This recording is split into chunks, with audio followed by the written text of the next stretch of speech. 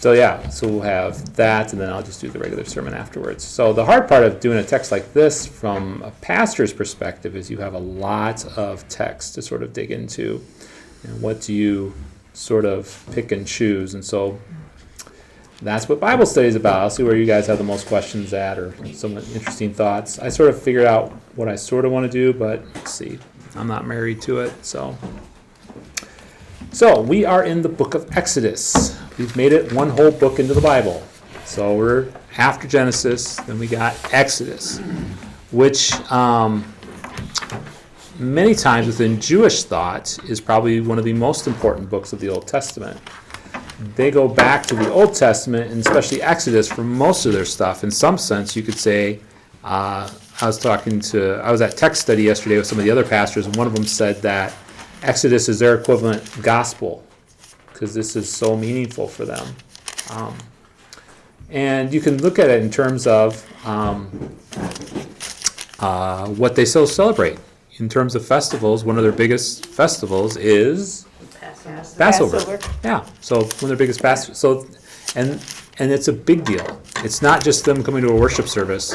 They have a meal associated with it. There's a ritual associated with it. It's a big, big deal. Even in Jesus' time, it was a big deal. People came from all across the country to do Passover. And so that tells you how big of a story this is for them. And so as we're reading this today, this is very important to them. This is very life-shaping for them as a society, as a culture, as a religious base. It shapes everything that we read out of the book of Exodus. Shapes the rest of the Old Testament, and I would argue the New Testament. It shapes how Jesus comes and talks to us. It shapes how the church is today, because of what we're reading in Exodus. So it's a big deal. Even though it's a story that's happened so long ago, it's still a really big and powerful story for us today. So just keep that in mind as we read it through today. You're like, well, I've heard all this stuff before. I want you to sort of look at it through that lens of grandeur right now. This is a really grand narrative for the Jewish folks. This is something, like I said, that they hang their hats on, that they constantly refer back to, and it affects their theology even today. You know. But we're not doing it anymore. Exodus is this Sunday, and that's it. Yeah. From a Christian perspective, that's basically what we do. So, yeah, I mean, that's the hard piece of the hard piece for us to go through a year is that we tend to go through the Old Testament. We go through it very quickly because we have to get to a point where we can start talking about Jesus. And so, which is good. It's good to talk about Jesus, but at the same time, we need to know a little bit more flavor of what happened before us. And unfortunately, the narrative helps us get at some of the stories, but it doesn't let us linger as much as we should be able to linger in a text. So what are we doing next week anyway? Just don't tell. The commandments in Deuteronomy. Okay. So at least we're not doing Leviticus. So there you go. Because that would be not a fun. Boring. Yeah. When you were in Sunday school and stuff, did you spend more time in Exodus when you were growing up? Or I only remember Joseph in my Sunday school. I don't remember. okay. I can't. I don't know. We must have done. I don't remember. So I think maybe this year, since we have time, and as we get closer to Easter, maybe I could see if we can have someone do a traditional Seder dinner again, so we My can. son-in-law will. Yeah, there we go. Contact him. So a Seder dinner. Wine. Yeah, Joan. Well, Joan's in there. It is. You have a little food and you Yeah. drink some wine. You Yeah. have a little food, you drink some wine. Yeah, you just go through. I think it would be fun. So if they would be, Well, if you'll they'd like be that, willing. Louise. You'll like that if you can drink wine every day. We Right? had a margarita. Yeah, see if he'd be willing to do it, and then so we could pay for the food and stuff, the He's in supplies. Croatia right now, so we'll have to wait. Yeah, just see if he'd be willing to do it. But that would be something so you could get an idea of what that story is like. Would you like it on a Thursday night Yeah, before? yeah. We can do it as part of the Monday, Thursday service. Yeah. Invite people to come to that and then do the service afterwards. So you can get a better understanding of what Jesus was doing, what Jesus was talking about, why it's such a radical statement when he got up and said, this is my body broken for you. This is, this wine is new covenant in my blood shed for you and for all people. It makes a lot more sense when you see it put up against what the people of Israel had been talking about always. It's been the lambs, that protected them, the blood of the lamb that protected them from the avenging angel. And so it's a lot more powerful when we realize where these stories come from, what Jesus is basing communion on and stuff like that. He's basing it on this pivotal action within the Old Testament. The most pivotal celebration that the Jewish people have is what Jesus uses to introduce us to communion, the rest of the world. So the story that defines Jewish thought, theology, life is the story that Jesus takes and repurposes for Christians, for them to have the same type of feeling and expectation for God. And so that's why communion is so powerful for us today. And that's the reason why Jesus used that particular time of year, because he could have picked any other festival that they did, but this one was the definition of who the Jewish people are. And so that's why this particular story is important. And we don't get the whole story. But we get to hear the story. We get to hear bits and pieces of this particular story. We get to hear some of the important pieces. And one of the other pastors at the text study wanted us to remind folks of how important women are in terms of faith. And you will see that on display today. So I will put this out there, and you don't have to agree with me about this, but I think one of the beautiful parts of our denomination is that we have everybody, man and women, integral in our leadership.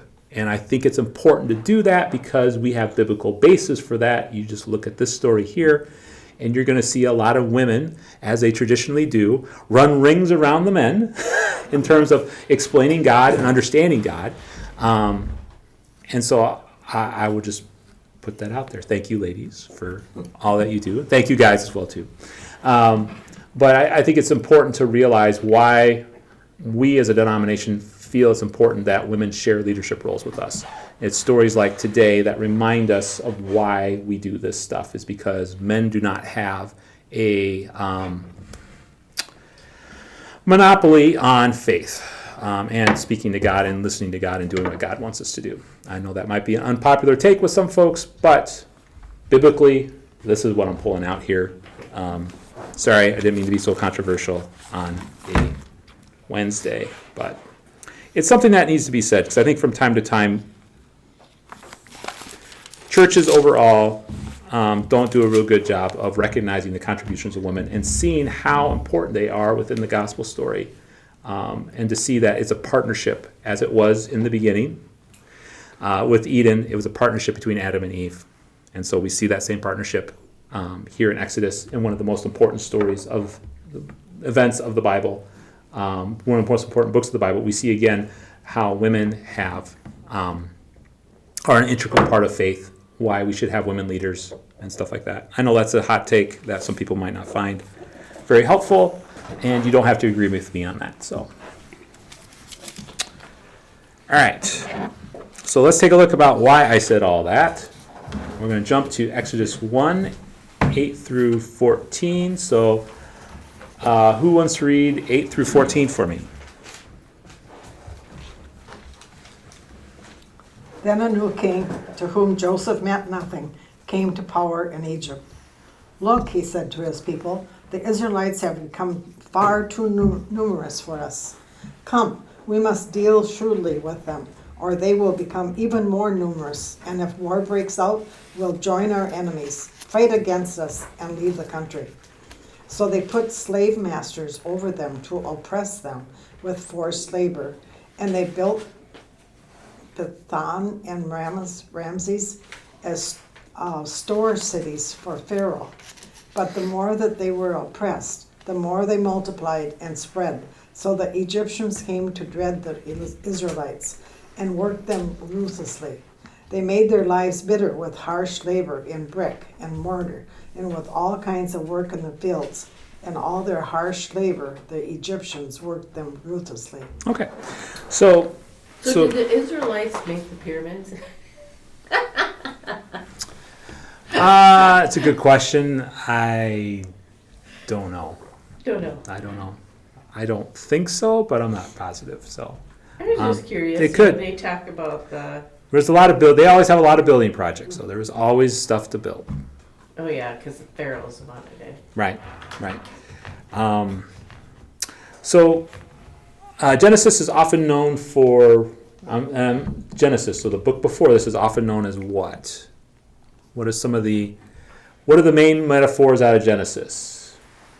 The beginning. The beginning, creation. So a lot of times we think we shift our focus once we hit the Exodus. Well, Terry Fretheim, who's the commentary I'm going to use, another Lutheran, I'll point that out, another Lutheran, really well respected in the Old Testament community. Not as much as Brueggemann, but Fretheim's a really fun one to read as well too. He talks about creation, that creation spills over into Exodus as well too.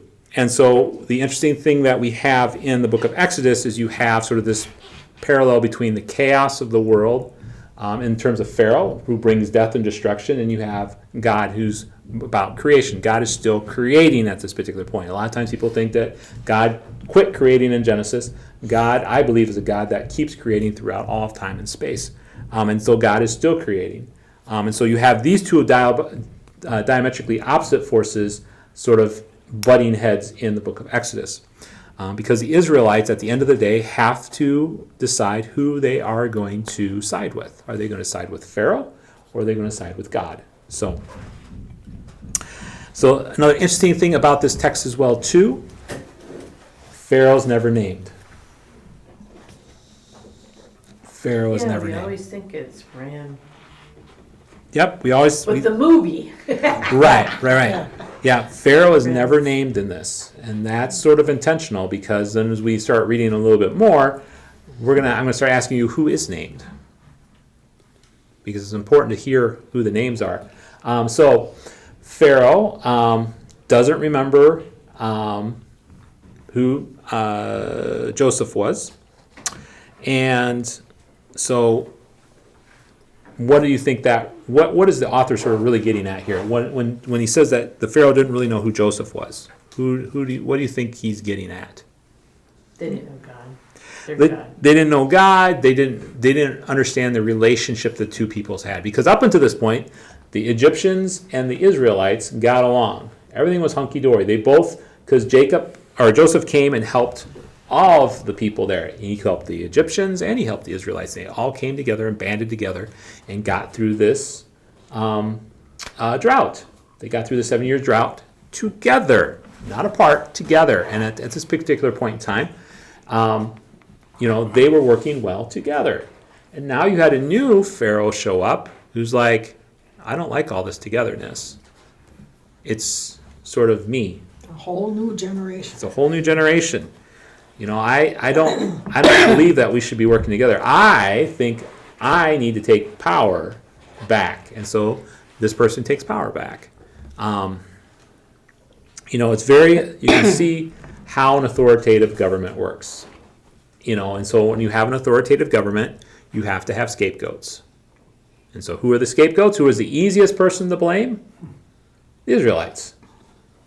So people have to start thinking about what I need, so I need to have a scapegoat. Well, this is the reason why things are going bad in this country is because of the Israelites. Much like how the Nazis used the Jews in World War II to say these people were the ones that were the cause of what's going on. The thing to remember about this, too, though, it's Pharaoh and his leadership team. It's not when we read this story, it's not God condemning the people of Egypt. He's condemning their leadership, because there's a lot of good people in Egypt, which we will find out about. We find out that the people of Egypt don't necessarily agree with what Pharaoh's doing, and they, in some sense, have their own rebellion against Pharaoh. So just to keep that in mind too, when we talk about Egypt, we're really talking about the leadership in Egypt right now, not the whole set of people, because it's easy to demonize, well, the Egyptians are always the bad people. In the Bible, they're not. There's actually times when God helps Egypt out and stuff like that. So I think that's a good thing to remind ourselves. All right. And Yes. Jesus, as a baby, they fled to Egypt. They fled to Egypt. Yep. That is very true. They fled to Egypt. So we are going to read the parentheses. So we'll do the parentheses text. So that's going to be a lot. So how do we want to do that? So let's see. There's 15 that goes all the way up to 22, and then chapter 2:10. All right. So how about someone read 15 through 22 of Exodus chapter 1. Then the king of Egypt spoke to the Hebrew midwives, one of whom was named Shiphrah, and the other was named Puah. And he said, when you are helping the Hebrew women to give birth, and see them upon the birth stool, if it is a son, then you shall put him to death. But if it is a daughter, then she shall live. But the midwives feared God and did not do as the king of Egypt had commanded them, but let the boys live. So the king of Egypt called for the midwives and said to them, why have you done this thing and let the boys live? The midwives said to Pharaoh, because the Hebrew women are not as the Egyptian women, for they are vigorous and give birth before the midwife can get to them. So God was good to the midwives, and the people multiplied and became very mighty. It came about because the midwives feared God that he established households for them. Then Pharaoh commanded all his people, saying, every son who is born you are to cast into the Nile, and every daughter you are to keep alive. Okay. So as we think about this again, look who is named and look who is not named. Again, Pharaoh is not named, but the Hebrew women are named, and midwives. Midwives at this particular point in time didn't have a lot of status, So the interesting thing is the people, as they recorded this, they know who these folks are. And so that's the interesting thing about this text. Is again, you can see that the people who are named are also dealing with what? Think of Genesis again. They're also dealing in terms of Genesis dealt with creation, birth. So you see, so what you're seeing right now, there's a tie again to creation in Genesis. You see that tie, that people that are dealing with creation, that they're dealing with birth, are named, are acknowledged, and they have one of the stupidest reasons, I think, ever given to a king, and they don't get called out on it. But he believes him. He believes them. Oogie. So here's the funny part. I think it's pretty good. So back in the day, Shows the strength of the Hebrew women. yeah, absolutely. So the funny part of this is, okay, so you have Pharaoh come up and he talks to these two women, which wouldn't have happened. Pharaoh normally would not have even bothered to bring these two people in to talk to him. He probably would have a lower official do it or something like that. But no, in this story, these women come to him and they talk to him, and he asks them, okay, so why is this happening? And it's the lamest excuse ever. It is. Well, the Hebrew women, they're just stronger than the Egyptians, and yeah, they just pop those babies out real quick. We can't get there in time. The babies are gone. No, they don't need us. And the Pharaoh's like, you're just waiting for him to go like, no. You guys are just joshing me. That can't be right. No, he's thinking, okay, plan B now. Right. So the Pharaoh's like, he buys it hook, line, and sinker.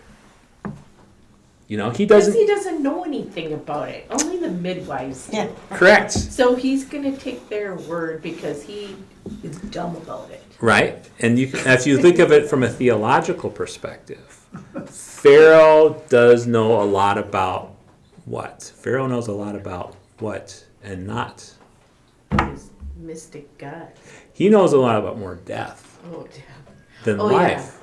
So he's taking the word of these women because he doesn't know about life. He doesn't know about creating things. He's all about death and destruction. And so when these women come in and say, hey, this is what happens in the creation process, he's clueless. He doesn't have a clue what's going on. He's like, okay, sure. If that's what happens, so I need to come up with plan B. And plan B is to throw the babies into the Nile. So we have some irony going on here. So Pharaoh wants to use water to destroy the Hebrew nation. And what ends up happening to Pharaoh and his men later on?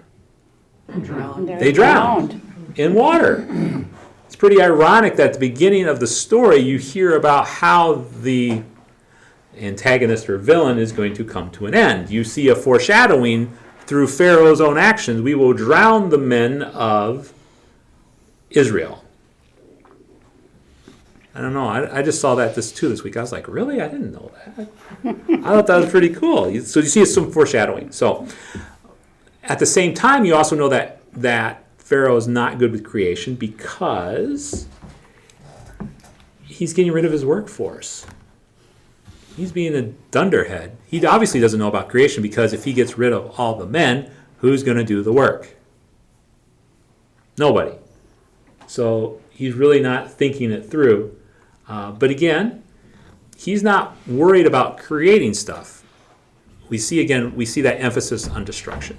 And so again, we see Pharaoh playing that role of destruction, of chaos, and we see God and God's people being representative of creation. So, all right. Any other questions about that so far? I have one little tidbit in mind that says, when he says that God blessed the women, that a lot of times the midwives were barren women, and then when he blessed them and let them have families for doing that. Good point. I didn't know that either. That's cool. Well, it says, some scholars suggest that barren women often were made midwives. Okay. Awesome. Yeah, no, that's good to know. Yeah, and so you can see that God blesses them for leaning on creation and not on destruction. So, all right. Let's see. We did. So how about do chapter 2, 1 through 10. That's a little longer, but 1 through 10.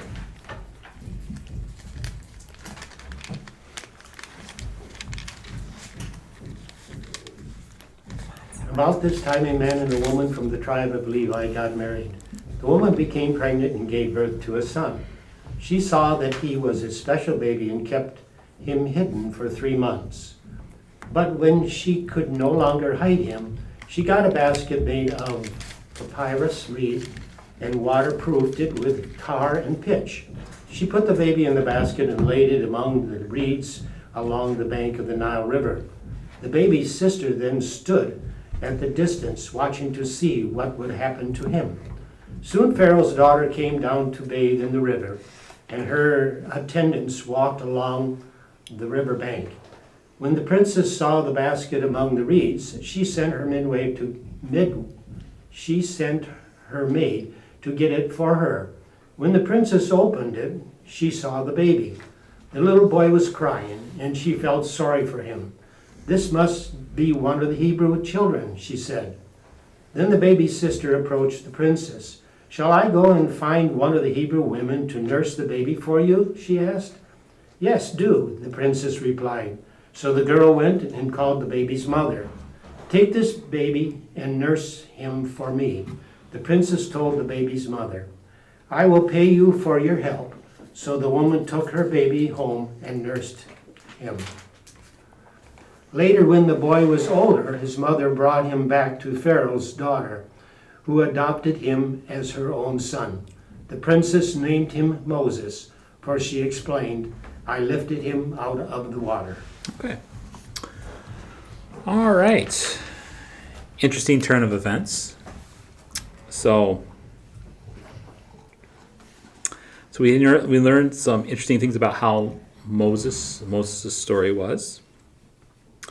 What about that story is you find interesting? How does it stick with our term of creation? And also in terms of how women make sure that us guys don't screw up the faith thing too much. Well, I can't help but think that God's intervention in sending Moses where someone from a different culture was going to pick up that baby. Yeah, I mean, Well, Pharaoh's own had- daughter yeah, Yeah, right, Yeah. he had to be. goes against his will. yeah. Yeah. Goes exactly against his will. And she thumbs it up at Pharaoh too, because when she adopts the child, Pharaoh's going to know that she just adopted a Hebrew boy that should have been killed. Yeah, how does that get by? How does that get by? Did she just God keep was him with as a him. secret for a while? Nope. No, She didn't keep him as a secret? not a secret. When did they start circumcising little boys back then? He could have been circumcised or not circumcised, but maybe that would be a giveaway too. They usually do it at Wasn't 8 days. Yeah, But They usually do it at 8 days. yeah, they normally do it pretty quick. So yeah, so they would know that he was a Hebrew boy, and that's why they knew. But yeah, no, she basically thumbed that in the Pharaoh's face. His daughter was like, I don't believe in what you're doing. I think it's stupid what you're doing. So this is how I'm going to tell you this is stupid without telling you this is stupid. You've heard those memes before. Tell me about something by just showing me what you mean.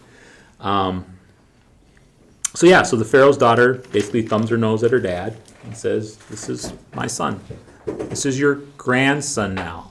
A Hebrew child that you just said that you'd like to kill. I'd hate to go to family get-togethers for that one.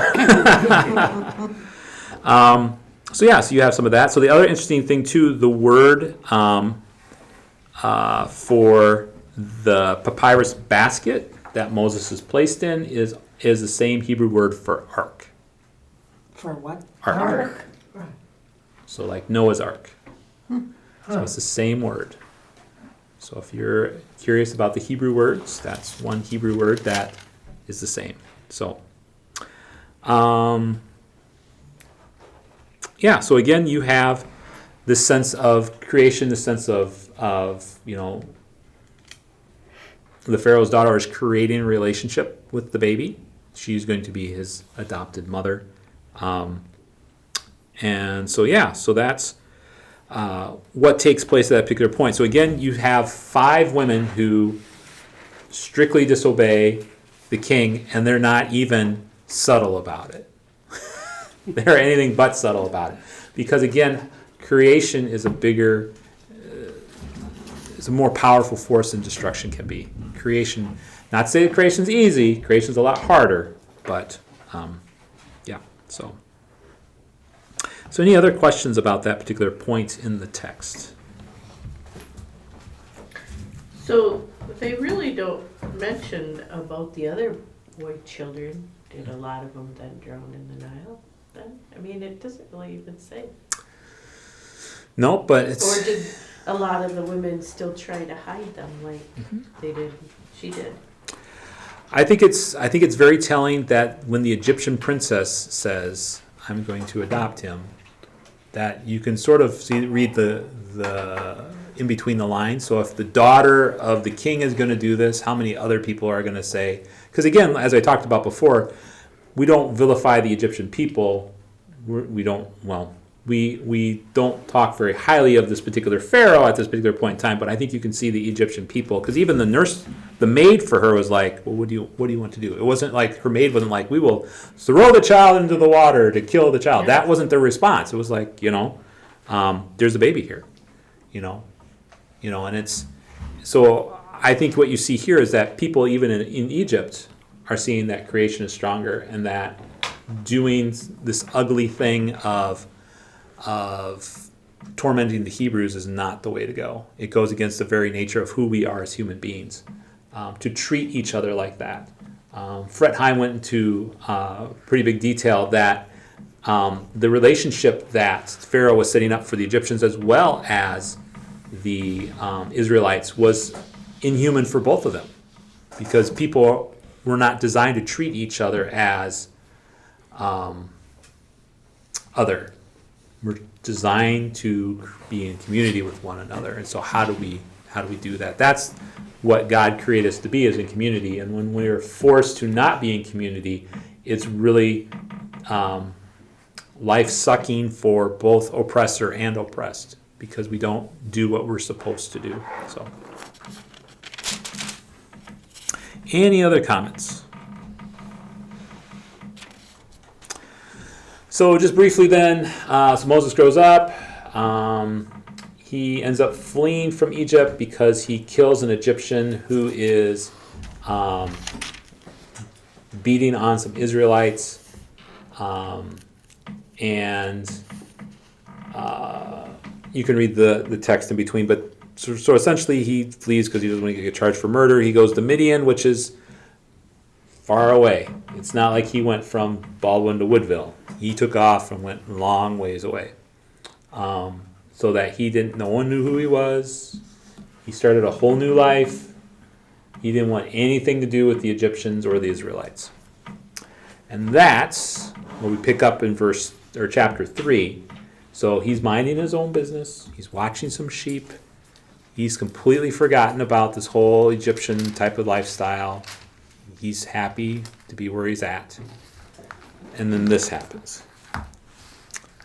So who would like to read chapter 3, verses 1 through 7? Moses was keeping a flock of his father-in-law's Jethro, the priest of Midian. He led his flock beyond the wilderness and came to Mount Horeb, the mountain of God. There the angel of the Lord appeared to him in a flame of fire out of a bush. He looked, and the bush was blazing, yet it was not consumed. Then Moses said, I must turn aside and look at this great sight and see why the bush is not burned up. When the Lord saw that he had not turned aside to see, God called to him out of the bush, Moses, Moses, and he said, Here I am. Then he said, Come no closer, remove the sandals from your feet, for the place on which you are standing is holy ground. He said further, I am the God of your father, the God of Abram, the God of Isaac, and the God of Jacob. And Moses hid his face, for he was afraid to look at God. Then the Lord said, I have observed the misery of my people who are in Egypt. I have heard their cry on account of their taskmasters. Indeed, I know their suffering, and they have come down to deliver them from the Egyptians, to bring them up to the land, to be good and spacious, to a good and spacious land, to a land flowing with milk and honey. And how far am I supposed to go? You can just finish out the rest of 8, and then we'll... That's 8's a long one, so yeah. Oh, great, I get all the big words. Just say to the Canaanites, and then to the ites, and the ites, and the They're all ites. just here we ites. go. Yeah, they're all lights. To the land flowing with milk and honey. To the country of the Canaanites, the Hittites, the Amorites, the Perizzites, right? Yeah. The Hivites. Yep. And the Jebusites. Yeah, very good. Very good. The cry of the Israelites has now come to me. I have also seen how the Egyptians oppressed him. Now go, I am sending you to Pharaoh to bring my people, the Israelites, out of Egypt. But Moses said to God, Who am I that I should go to Pharaoh and bring the Israelites out of Egypt? He said, I will be with you, and this shall be the sign for you that it is I who sent you. When you have brought the people out of Egypt, you shall serve God on the mountain. There's a couple more. If you want, 13 through 15 if you want, since we're... But Moses said to God, If I come to your Israelites and say to them, The God of your ancestors has sent me to you, and they ask me, What is your name? What shall I say to them? God said to Moses, I am who I am. He said further, Thus you shall say unto the Israelites, I am has sent me to you.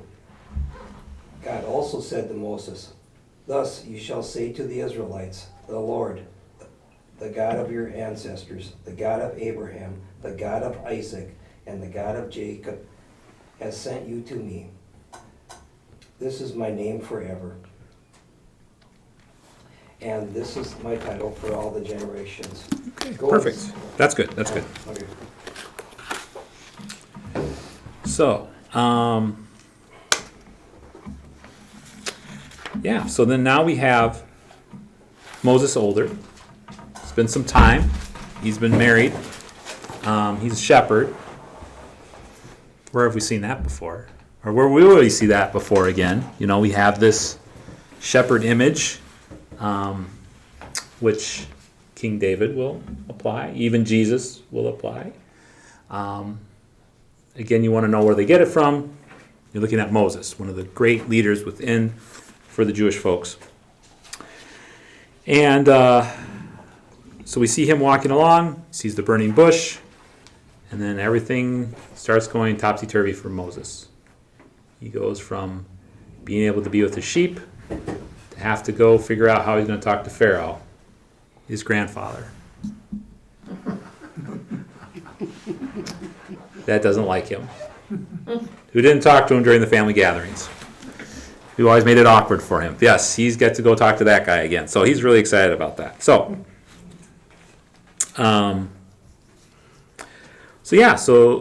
you have God, and Moses questions God a lot. Because Moses, like the most of us, don't want to do what God wants us to do because we get scared. We get nervous. If God asked you to go talk to the President of the United States about something, how many of you would be willing to do that today? See, would that be the same Pharaoh? Because the Pharaoh was fairly old. It could be a new Pharaoh too. New Pharaoh? It could be a new Pharaoh as well. So yeah, I'm not entirely positive, but that was a good question. Yes, it could be a totally different Pharaoh as well. So, but He's facing murder charges too. If he is. he goes back and somebody rats him out. Yeah, he's facing murder charges. So it's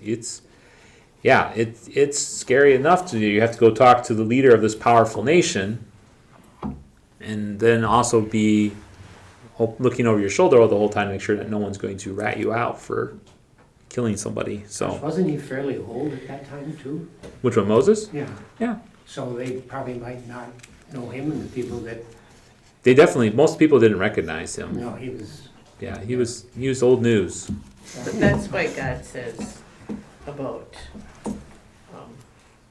the God of Abraham and Yep. Isaac and Jacob, because they know that story. Yes, they know that story.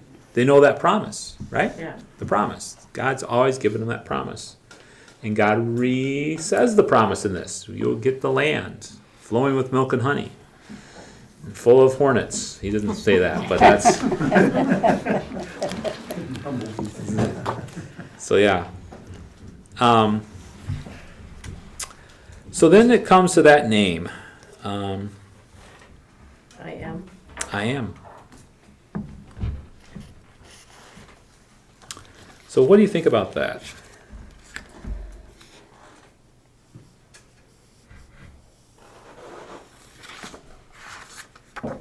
What do you think about that name? It's simple enough, and I like it because you can build on it.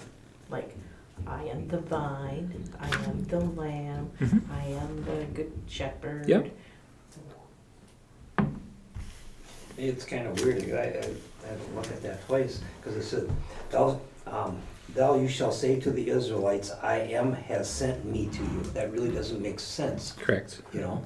Yep. So this is what Fretheim says about Exodus 3:14. Is one of the most puzzled over verses in the entire Hebrew Bible. The name given, and I can't say it in Hebrew because my Hebrew is not, consists of the repeated verb to be. In the first person singular plus the relative participle, the most common translation is that given in the NRSV, I am who I am. Other translations include I will be who I will be. I will cause to be what I will cause to be. I will be who I am who I will be. The last noted seems to be the best option in the existence, or in essence, I will be God for you. The force is not simply that God is or that God is present, but that God will be faithful God for them. The use of this same verbal form in verse 3:12 suggests this: God will be God with and for the people at all times and places. The formulation suggests a divine faithfulness to self. Wherever God is being God, God will be the kind of God God is. Israel needs not to be concerned about divine arbitrariness. God can be counted on to be who God is. God will be faithful. Israel's own experience with God in its history will confirm the meaning of the name.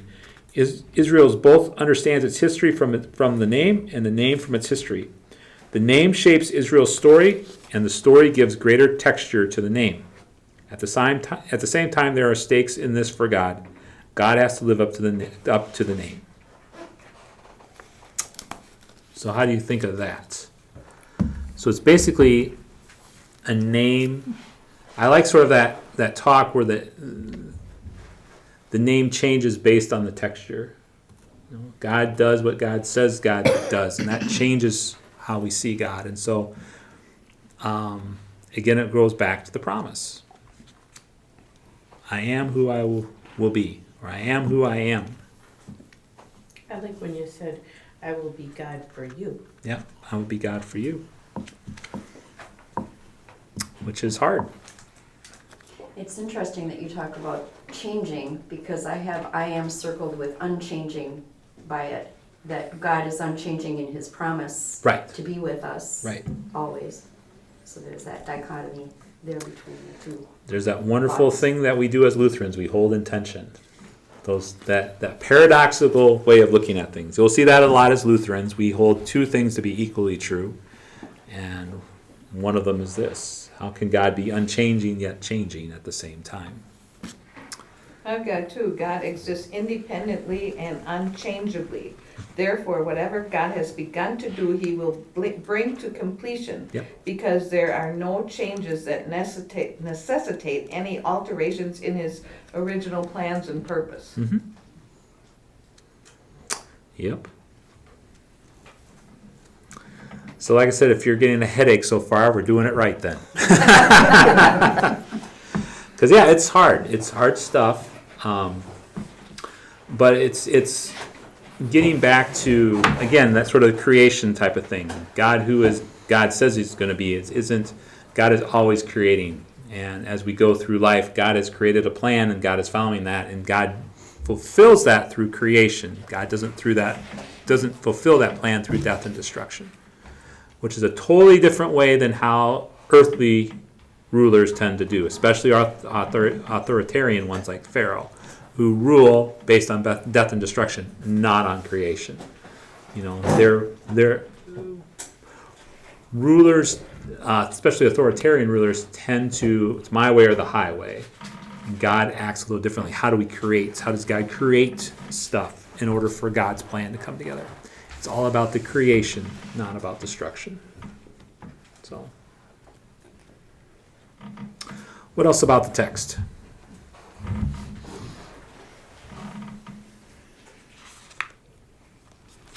What are you taking from the text from today? What is your I like the part where the Lord says, I have heard their cry. Yeah. Because that helps me when he hears me. Yeah, absolutely. It's the whole reason why we pray. We hear stuff like that. God has listened. God has heard your cries. And so, which is different than a lot of the back then when you had to get the God's attention. So this was the reason why you do sacrifices and stuff back then. In order to get the God's attention, you'd kill animals, you'd kill people, you'd have nice smelling incense, you'd give them gold, you'd give them food. You were trying to bribe the God to talk to you, because the God didn't have time for you, which is the whole reason why people gave offerings to their gods back then. But God is different. God listens to us and knows what's going on for us. You know, that relationship, it's not a transactional relationship. God knows what's going on in your life. God doesn't say, hey, you need to bribe me for me to have enough time to look at what's going on in your life. God doesn't act like that, so, which is different than a lot of ways, a lot of the other gods where you have to attract their attention. You don't have to do that with God. God is interested in you. So, He's a personal God because he showed up in the burning bush to Moses and Yep. he gave Moses his name. yeah, So he's personal too. yeah, And the years that were in between there, between the last time he knew Moses till now, yeah. God was there all the time. all the time. Yeah. What else about the text are you taking away from today? I assume that Moses knows God through his father-in-law Jethro, because I don't think he would have got that background from Yep. the Pharaoh's daughter. Correct. And then also the other thing too is Moses' parents were both Levites, which are priests within the Israel But culture. would he have remembered that? He might have. Maybe. He might It's have. pretty little. He's pretty little. But you remember a lot of stuff when you're little.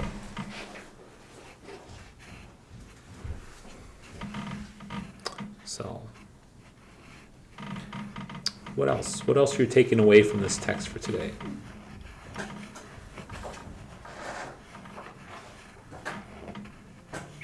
He wanted to look, keep looking. He was curious, right? He Yeah. wanted to keep looking at the bush and God told Yeah. him not to. Yeah, So he wanted to he's curious. know. Yeah. Curious. What would it be like to be curious in your own faith today? That's a good thing. I'm going to write that down. I might do that for Sunday. How do you stay curious?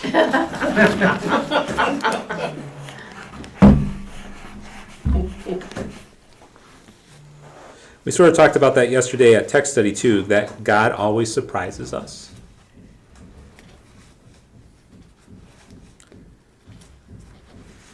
You know, and like I said, I think I hope today again you can see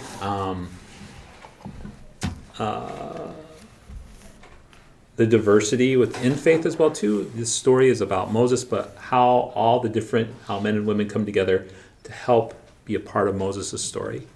That again, we give some props to the women for what they do because again, I think a lot of times, and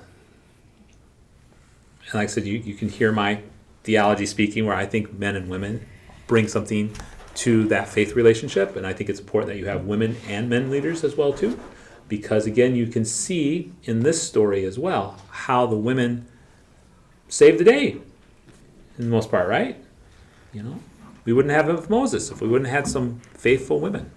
So, and I just say that again because I know there's also some denominations that don't think women should have any say at all, and I think they're wrong. My opinion. But it's stuff like this is where I draw stuff out. So hopefully as we go through these two, you can begin to see how you can yourself pull out stuff theological wise as you're thinking. So this is a reason why, one of the reasons why I think women are very important in the leadership style of the church. It's because you have stories like this from Exodus, which talk about women leaders. And so you can't tell me that women can't be leaders when they are leading in the Bible. And they're doing exactly what God says. Again, sorry, that's my aside for today. Yes, anything else that you want to talk about?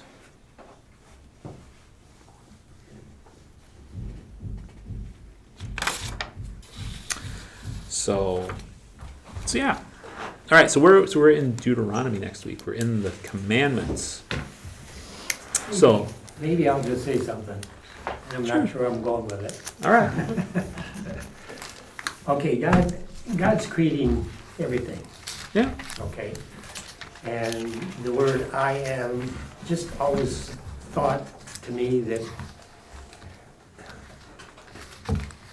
where'd God come from? It's a great question. You know, And the word I am, I would think just, Who hasn't he had that just, question? he just came. Yeah. And, okay, where, how, and what, you know, and,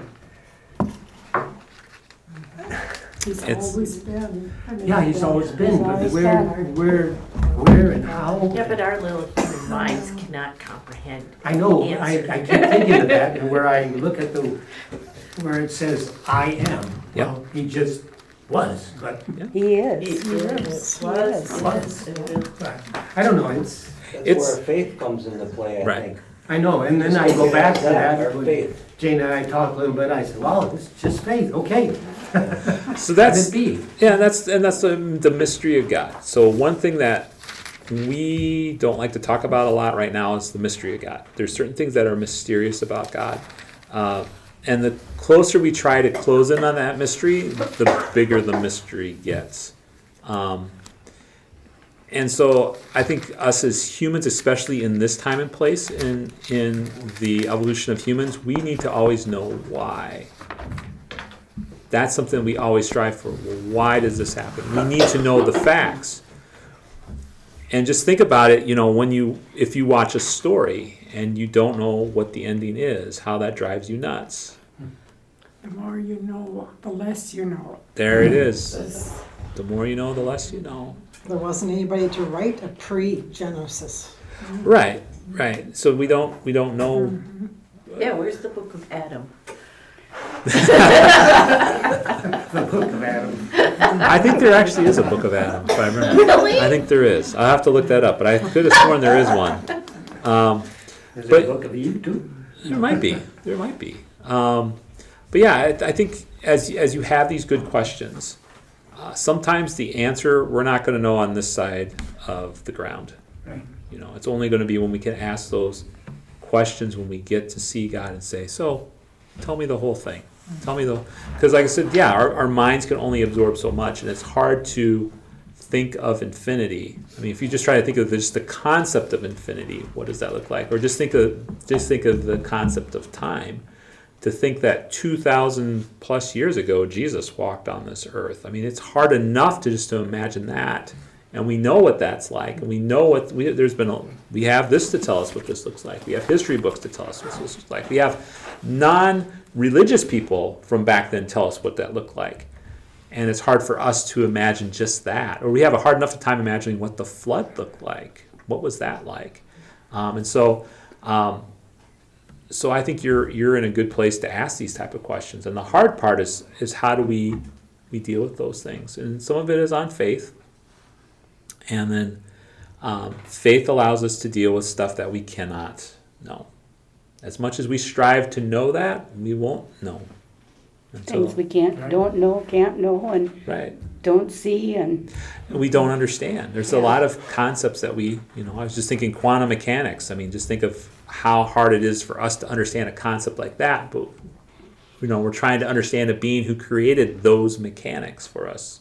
Well, even think of the size of the entire universe. Yeah, We probably don't even have an inkling. right. What else? Like you besides, can go on and on and on and Yeah. on, and Yeah. maybe way out there somewhere is where it all Yeah. started. Yeah. Yeah. and you almost think there's Just gotta be an stop. end. But Just what's stop the and end? and think about how everything in this earth works, how it's intertwined, Yeah. how perfect it is. I mean, everything is, even birth. Birth. I mean, you can go on and on. It's way, way over the tops of our head. Yeah. And you can't beat a dead horse. Just take it as that. Leave it. And yeah, and I think it's good to ask questions though, to be able to say, what does this look like? And I would just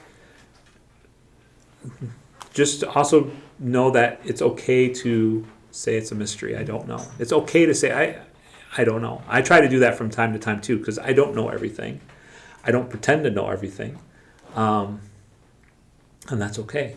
I don't have to. Because God is God, I don't need to know everything. I don't have to have that responsibility in my mind. I can let God handle that, and then I can just be me. Don said once, I know this pastor and Don and myself, I don't know what the question was, But Don said it's irrelevant. All you have to believe in is Jesus Christ died on the cross for your sins. That's all you need to know. Everything else is irrelevant, right? Yeah, That's all. Yeah. And that'll stick with me the rest of my life. That was a very, very good way of putting that. yeah. So you tell them that. So yeah, so like I said, it's so I keep inviting you, keep asking questions, and know that the mystery is okay. So, and that's the hard part that we as modern Christians have to get a little better at. How do we deal with mystery? So I invite you to think about mystery a little bit more. Mystery is okay. It's not a bad thing. So we just can't always understand everything. So good question. Good question. Anything else?